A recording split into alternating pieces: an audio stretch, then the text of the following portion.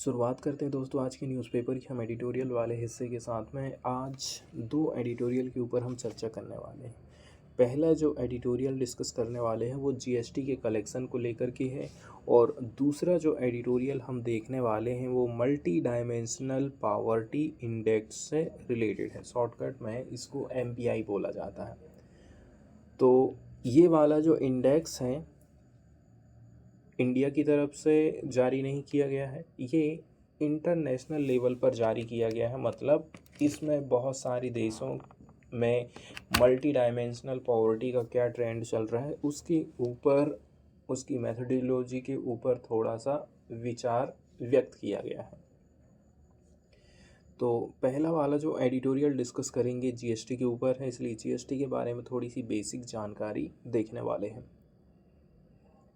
GST जिसको हम goods and service tax बोलते हैं, तो जो गुड्स एंड सर्विस टैक्स है ये वस्तु के उत्पादन में, साथ ही साथ यदि आप किसी प्रकार की सेवा ले रहे हैं वहाँ पर भी टैक्स लगता है। एग्जाम्पल के तौर पर यदि आप होटल बुक कर रहे हैं, ठीक है, यदि आप कोई और अन्य सेवा ले रहे हैं तो उस समय में भी आपसे जीएसटी वसूला जाता है। वहीं यदि आप कोई वस्तु खरीदने चाहते हैं तो उस वस्तु के खरीदने में भी जीएसटी लगता है। तो सेवा और वस्तु दोनों को कंबाइन करके ये टैक्स लाया गया है। इसको लाने के पीछे मकसद ये था कि अलग अलग राज्य में अलग अलग टैक्स सिस्टम चला करता था, उन सब को एक टैक्स की कैटेगरी में रखने के लिए सरकार जीएसटी लेकर के आई थी। और भी एक रीज़न ये रहा था कि इसके माध्यम से केंद्र सरकार की जो टैक्स की इनकम है ना वो बढ़ जाएगी। ये पहले ही केंद्र सरकार ने सोच लिया था कि इसके माध्यम से हमारी जो टैक्स की पावर है वो बढ़ने वाली है। लेकिन ये चीज़ राज्यों ने कभी भी नहीं समझ पाए थे। समझ भी लेते तो ज़्यादातर जो स्टेट में बीजेपी की गवर्नमेंट थी इसलिए ज़्यादा कुछ विरोध नहीं हुआ। साथ ही साथ में मेजॉरिटी वाली गवर्नमेंट थी लोकसभा में, इसलिए भी ज़्यादा कुछ खासा विरोध नहीं हो पाया और जीएसटी जो बिल है वो पारित हो गया। इसके माध्यम से सरकार कहना है कि वस्तुओं की जो कीमत है वो कम हुई है। सरकार यदि कैलकुलेट करके दिखाएगी तो प्लस माइनस करके दिखा देगी कि ये देखो, पहले इतना सारा टैक्स लग जाता था कि कोई भी वस्तु की जो कीमत है वो बहुत ज़्यादा बढ़ जाती थी। आज के समय सरकार बोल रही है कि आप खाली एक जीएसटी पे ऐड करिए और कुछ मत दीजिए।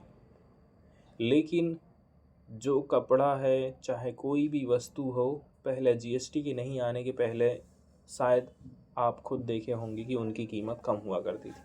जब से जीएसटी आया है हर चीज़ के जो दाम है वो बढ़ गए। इसका मतलब ये है लोग ज़्यादा टैक्स दे रहे हैं, और ये टैक्स किनकी जेब से जा रहा है? हम लोगों के जेब से जा रहा है, क्योंकि ये इनडायरेक्ट टैक्स है। एग्जाम्पल के तौर पर देखा जाए,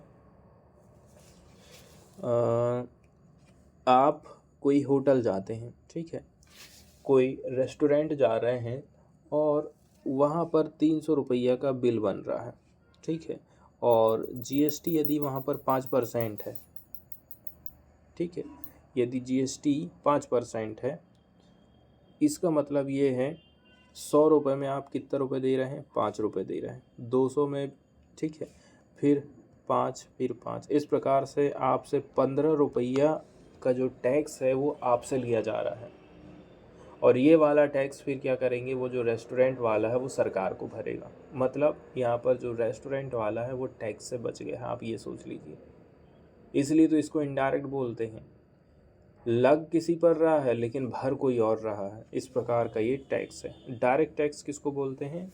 जिस व्यक्ति के ऊपर टैक्स लगेगा वही भरेगा। जैसे कि यदि आप जॉब कर रहे हैं तो आपके ऊपर इनकम टैक्स लगता है, आपकी सैलरी के ऊपर टैक्स लगेगा, आपकी प्रॉपर्टी के ऊपर टैक्स लगेगा, कारपोरेट टैक्स हो जाता है। ये कुछ स्पेसिफिक टाइप के टैक्स हैं जो कि जिसके ऊपर बोली सरकार ने वही उसको पेड करेगा, कोई और पेड नहीं करता है।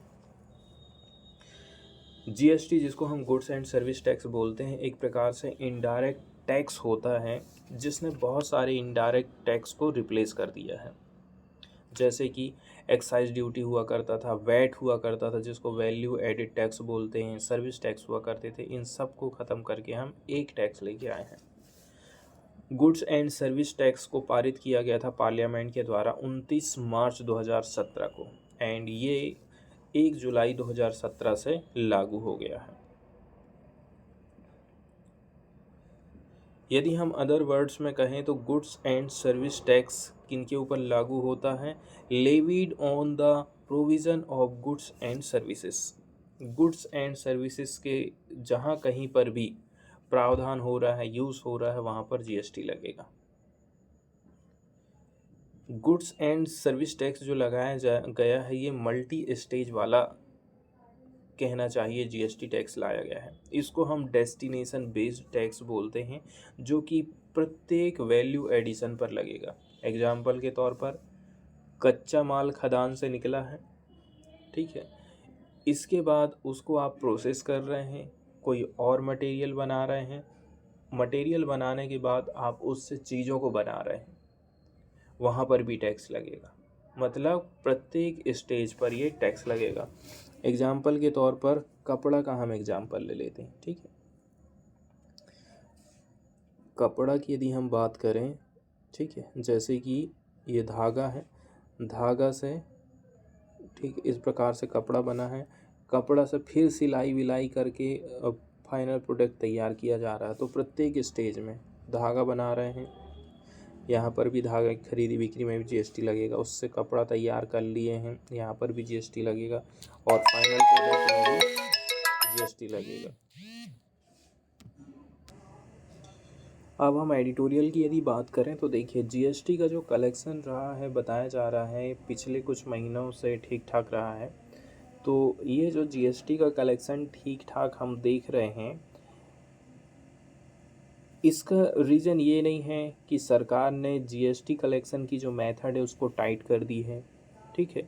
इसके अलावा जो टैक्स एवेडर्स हैं उनके ऊपर क्रैकडाउन किया है, ऐसा कोई कदम नहीं उठाया गया है गवर्नमेंट की तरफ से। लेकिन गवर्नमेंट को कंसिडर करना चाहिए कि हम कैसे करके रिसेट कर सकते हैं अपने एम्बिशंस को, ठीक है, महत्वाकांक्षाओं को, एंड जीएसटी को एकदम truly good and simple tax के रूप में हमें लेकर के आना है। जब से जीएसटी आया है तब से बहुत सारे स्लैब बनाए गए हैं, 5%, 18%, ठीक है, 13%, 12%, ऐसे स्लैब बनाए गए हैं। तो काफ़ी ज़्यादा यहाँ पर कन्फ्यूज़न हो जाता है। इसके अलावा भी कुछ कुछ ऐसे प्रयास हैं जिनको करके जो जीएसटी टैक्स कलेक्शन है उसको और भी ज़्यादा बेहतर बनाया जा सकता है। लेकिन यहाँ पर हमको ध्यान देने की ज़रूरत है, जो पेंडिंग टैक्स पेयर की अपील हैं सेंट्रल जीएसटी को लेकर के, ठीक है, इनकी जो संख्या है तेज़ी के साथ में बढ़ रही है। साल दर साल इनकी जो संख्या है, ऐसे जो पेंडिंग केसेस हैं वो बढ़ते जा रहे हैं। अभी हाल फिलहाल में अक्टूबर तक का डेटा आप देखेंगे तो 15,000 केसेस पेंडिंग है। जीएसटी से रिलेटेड जो विवाद है उसको सुलझाने के लिए एक ट्रिब्यूनल बनाया गया है, वहाँ पर जो केसेस हैं वो तेज़ी के साथ में बढ़ते जा रहे हैं।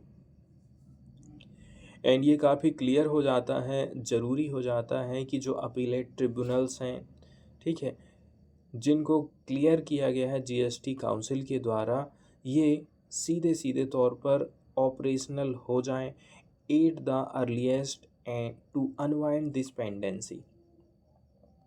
तो यहाँ पर जीएसटी काउंसिल की भी भूमिका काफ़ी महत्वपूर्ण हो जाती है यदि इस प्रकार के केसेस को निपटाना है तो।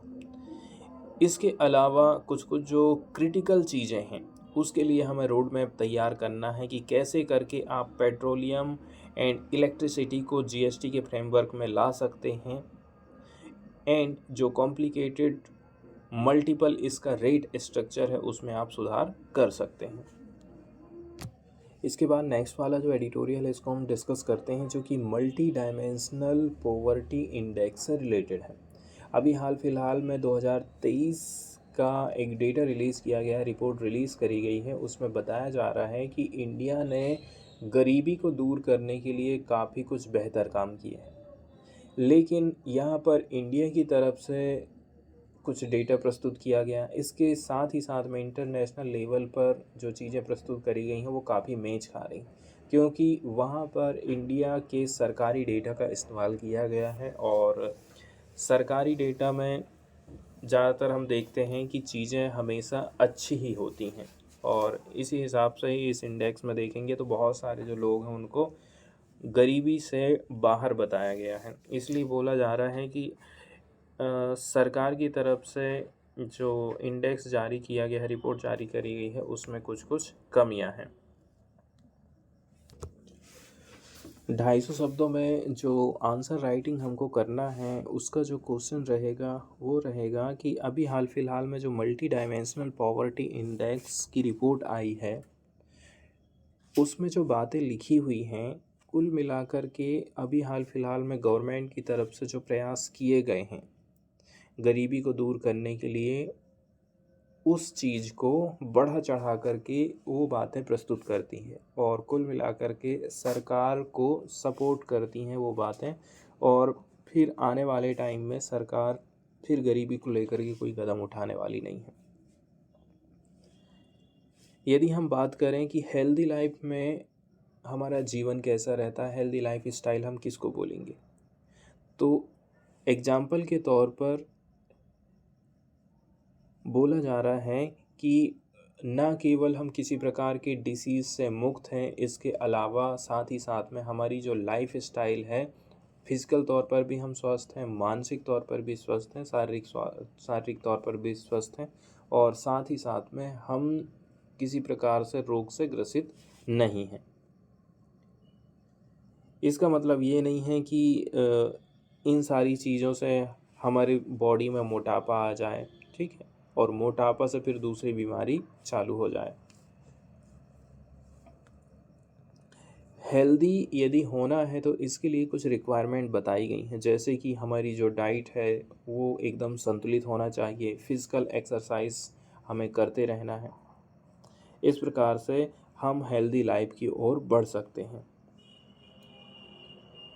अब हम बात करते हैं मल्टी डायमेंशनल पॉवर्टी इंडेक्स की स्टोरी से related. United Nations Development Programme UNDP के माध्यम से ह्यूमन डेवलपमेंट के लिए कुछ कुछ इंडिकेटर तैयार किए गए हैं, जो बताते हैं कि वो व्यक्ति गरीब है कि नहीं है। इसके लिए कुछ इंडिकेटर तैयार किए गए हैं और उनको फिर अलग अलग वेटेज दिया जाता है, जैसे कि उसका हेल्थ कैसा है, education and standard of living कैसा है, और इसके अलावा भी इनकी कुछ कुछ कैटेगरी निर्धारित करी गई हैं। अब नीति आयोग और UNDP ने रिलीज़ किया है रिसेंटली एक national multi dimensionally poverty index को। तो हमारे देश में नीति आयोग ने, और इंटरनेशनल रूप से देखा जाए तो national multi dimensionally poverty index, इन्होंने एक रिपोर्ट जारी करी है, तो जो कि रिप्लिकेट करती है UNDP की रिपोर्ट में। मतलब जो नीति आयोग ने जो प्रस्तुत किया है, यही चीज़ें हमको UNDP की रिपोर्ट में भी देखने को मिलती हैं। इसका नाम रखा गया है making our future, new direction for human development in Asia and the Pacific, और इसको रिलीज़ किया गया था 7 नवंबर 2023 को।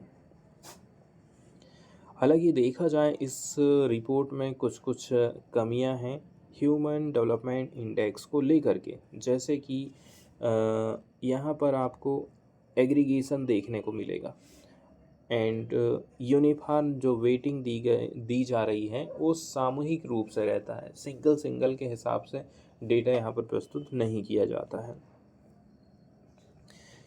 जो 2023 का इंडेक्स जारी किया है, इसमें कुछ एस्टिमेशन लगाए गए हैं, जैसे कि इंडिया की जो नेशनल MPI वैल्यू है लगभग आधी हो गई है, एंड इट डिक्लाइन फ्रॉम 24.85 से लेकर के 14.96% बिटवीन 2015-16 एंड 2019 से 21 के बीच में।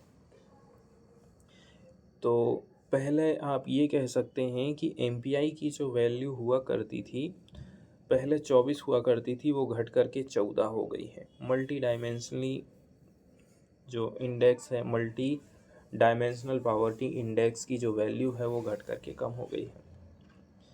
इस प्रकार से जो 9.89% पॉइंट की गिरावट हम देख रहे हैं, वो बताता है कि हमारे यहाँ पर 135.5 मिलियन लोग पॉवर्टी से बाहर आए हैं 2015 से लेकर के 2019 के बीच का ये डाटा बताता है।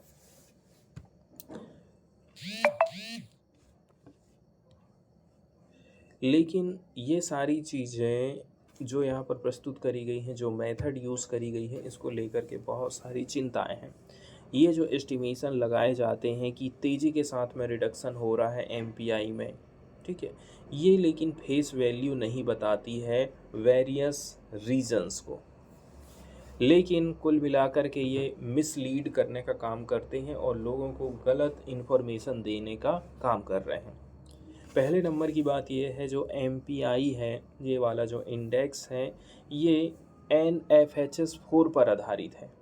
एनएफएचएस 4 एंड 5 के ऊपर ये आधारित है और ये उतना ज़्यादा इनफ डिटेल में हमको जानकारी नहीं देते हैं ये वाले सर्वे, और इनका डेटा यदि इस इंडेक्स में यूज़ किया गया है तो जाहिर सी बात है वो बिल्कुल गलत है। जैसे कि एनएफएचएस 5 की हम बात करें, नेशनल फैमिली हेल्थ सर्वे 5 का बात करें, is blocked as its estimate of open defecation contradicted. NFHS 5 का जो डेटा रहा था उस सरकार ने उसको ब्लॉक करके रखी थी। सरकार क्या है, कुछ कुछ जो रिपोर्टें रहती हैं ना, जहाँ कहीं पर भी उसको लगता है कि हम पिछड़ गए हैं, उस प्रकार की रिपोर्ट को ब्लॉक कर देगी या फिर डिले कर देगी। इस प्रकार के भी एग्जाम्पल हमको देखने को मिले हैं। फैक्ट वाली बात यहाँ पर ये बताई जाती है, एक जो एमिनेंट डेमोग्राफर हैं, एमिनेंट मतलब प्रतिष्ठित जो डेमोग्राफर हैं, जिन्होंने एनएफएचएस 5 को लीड किया था, ठीक है, उनके जो लीडर रहे थे उस ऑफिसर को आपने सस्पेंड कर दिए हैं। हालांकि ये जो सर्वे रहा था इसको ब्लॉक कर दिया गया है इसकी अनरिलायबिलिटी को लेकर के, लेकिन नीति आयोग एंड यूएनडीपी ने इसको यूज़ करने से बिल्कुल भी हिचक नहीं लाया है। आइडियल तौर पर यदि हम चौथे नंबर का एनएफएचएस 4 देखें या फिर 5 देखें, ठीक है, should have been combined with the 75th round of NSS on the household consumption expenditure। Ideal तौर पर देखा जाए तो NFHS 4 एंड जो 5 है, 5 नंबर का है सर्वे, इसको कंबाइन कर दिया जाना चाहिए 75वें नंबर का जो नेशनल स्टैटिकल सर्वे है, जो कि हाउस होल्ड कंजप्शन एक्सपेंडिचर को बताता है।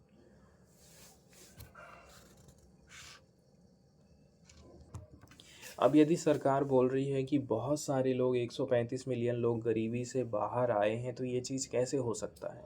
क्योंकि कोरोना जब आया था 2020-21 में, तो इसका कितना ज़्यादा असर पड़ा था। लोग गरीबी से बाहर नहीं आए थे, बल्कि लोग और गरीबी में चले गए थे। Millions of peoples lost their livelihood. बहुत सारे लोग ऐसे हैं जो कि प्राइवेट कंपनी में काम कर रहे थे, किसी के घर में काम कर रहे थे, ठेकेदारी में काम कर रहे थे, तो सब छोड़ छाड़ के उनको घर जाना पड़ा था, क्योंकि शहर में लॉकडाउन लगा हुआ था, रोज़गार के अवसर कम हो रहे थे। इस प्रकार से उनकी जो जीविका है वो लॉस हो गई थी।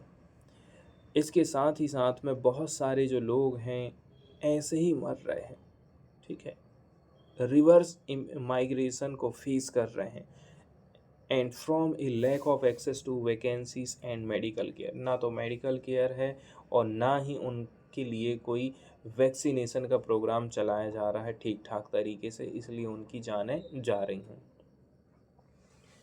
फैक्ट वाली बात यह है, यदि हम इस एपिडेमिक के कॉन्सिक्वेंसेस को देखें, नुकसान को देखें, तो यहाँ पर एक बहुत बड़ा इकोनॉमिक शॉक लगा था हमारी इंडियन इकोनॉमी को, जो कि स्ट्रगलिंग कर रही है रिकवर होने को। इसके बाद कुछ मिलते जुलते हुए महत्वपूर्ण इंडिकेटर हैं, इनको हम देख लेते हैं। हाल फिलहाल में राइटर की तरफ से कुछ एनालिसिस करे गए हैं, ठीक है, जो कि एमपीआई के ऊपर फोकस करते हैं। हमारी जो रिसेंट एनालिसिस है, मतलब राइटर का एनालिसिस क्या कहता है एमपीआई को लेकर के, इसकी कुछ को वेराइटीज़ हैं, उनको यहाँ पर इंक्लूड किया गया है। जैसे कि पर कैपिटा स्टेट इनकम,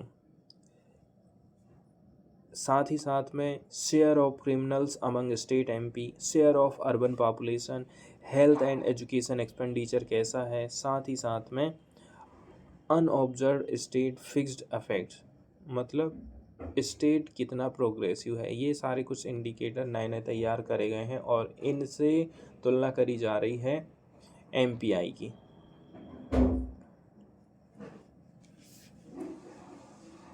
मतलब यदि हम ये सोचें कि जैसे कि पर कैपिटा इनकम यदि बढ़ रही है भारत में, तो इससे भी जो एमपीआई का इंडेक्स का मान है, वैल्यू है ना, वो कम हो रहा है। और इसको सरकार बोल दे रही है कि एमपीआई मतलब इंडेक्स लो हुआ है, इसका मतलब ये है बहुत सारे लोग गरीबी से बाहर आए हैं, ऐसा अंदाजा यहाँ पर लगाया जाता है।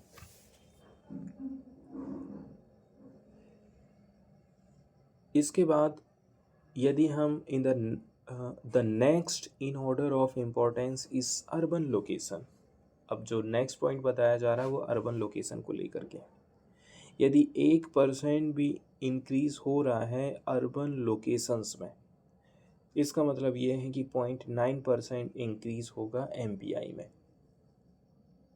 यदि अर्बन लोकेशन और भी ज़्यादा बढ़ते जा रही है, बढ़ते जा रही, इसका मतलब ये है एमपीआई में भी इंक्रीज देखने को मिलेगा।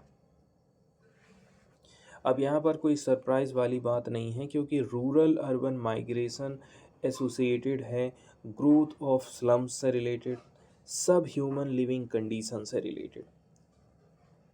हालांकि हमने कोविड-19 के दौरान में रिवर्स माइग्रेशन भी देखे थे।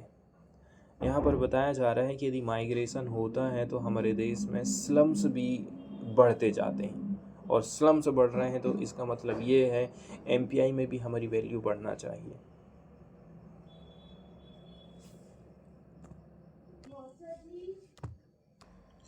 इसके अलावा कुछ कुछ इंडिकेटर भी हैं जो कि उनकी वैल्यू कम ज़्यादा होने से एमपीआई भी कम ज़्यादा होता है। जैसे कि हेल्थ केयर की बात करें, एजुकेशन एक्सपेंडिचर की बात करें, तो इसको आप जोड़ करके देख सकते हैं एमपीआई के लोअर होने से रिलेटेड। ठीक है, मतलब यहाँ पर ये बताया जा रहा है, एग्जाम्पल के तौर पर हेल्थ केयर की बात करें। ठीक है, हेल्थ केयर को हम एसोसिएट करके देखते हैं एमपीआई के साथ में। यदि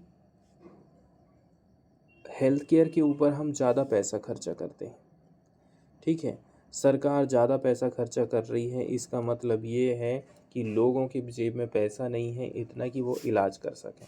तो वो ये क्या इंडिकेटर बताता है कि लोग गरीबी में अभी भी जी रहे हैं। यहाँ पर बोला जा रहा है कि यदि 1% भी इंक्रीज हो जाता है in the latter reduce MPI more than the same increase in the former. इसमें क्या है, बोला जा रहा है कि यदि हम हेल्थ केयर को इंक्रीज़ करें, एजुकेशन को इंक्रीज़ करें, तो यहाँ एक दूसरे से ये चीज़ रिलेट हो जाती हैं। साथ ही साथ में इसमें ये भी बताया जा रहा है कि जो मेंबर ऑफ पार्लियामेंट हैं, ऐसे सांसद लोग जो कि क्रिमिनल केसेस को फेस कर रहे हैं, आज के समय में आप देखेंगे इनकी संख्या 20% से भी ज़्यादा हो चुकी है। एग्जाम्पल के तौर पर बताया जा रहा है कि 2004 का जो इलेक्शन था, यहाँ पर 24% लोग क्रिमिनल बैकग्राउंड के थे। इनकी संख्या 30% हो गई 2009 में, 34% हो गई 2014 में, और 43% हो चुकी है 2019 के इलेक्शन में। अब ये जो क्रिमिनल्स लोग हैं, यदि ये सरकार में रहेंगे तो जाहिर सी बात है बहुत सारे भ्रष्टाचार करेंगे, और भ्रष्टाचार करेंगे तो जो गरीबी है वो कम नहीं होगी, बढ़ेगी नहीं, घटेगी नहीं, बल्कि और भी ज़्यादा बढ़ेगी। ये चीज़ भी एमपीआई के इंडिकेटर को प्रभावित कर सकता है, इंडेक्स को प्रभावित कर सकती है।